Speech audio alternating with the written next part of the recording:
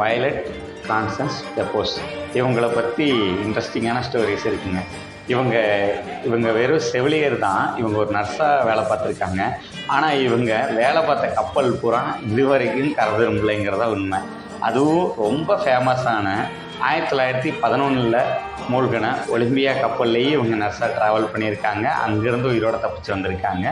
அடுத்தது 1912 நம்ம எல்லாத்துக்கும் தெரிஞ்ச டைட்டானிக் கப்பல்லையும் இவங்க நர்ஸாக வேலை செஞ்சுருக்காங்க. அங்கேருந்து உயிரோட தப்பிச்சு வந்திருக்காங்க. அடுத்தது 1916 ஒரு கப்பலில் இருந்திருக்காங்க. அந்த கப்பலும் மூழ்கிடுச்சு. அந்த கப்பல்லேருந்து இவங்க உயிரோடு வந்திருக்காங்க. இது இவங்களோட அதிர்ஷ்டமா இல்லை இவங்க ட்ராவல் பண்ணாலும் அந்த கப்பலுக்கு துரதிர்ஷ்டமானு தெரியல. இதில் இன்னொரு இன்ட்ரெஸ்டிங்கான ஸ்டோரி என்னென்னு பார்த்தீங்கன்னா, டைட்டானிக் கப்பல்லேருந்து இவங்க 16வது போட்டில் தான் இவங்க தப்பிச்சு வந்திருக்கிறாங்க. இவங்க ட்ராவல் பண்ண எல்லா கப்பலுமே 3 கப்பலுமே இது வரைக்கும் மூழ்கி தான் இருக்குது.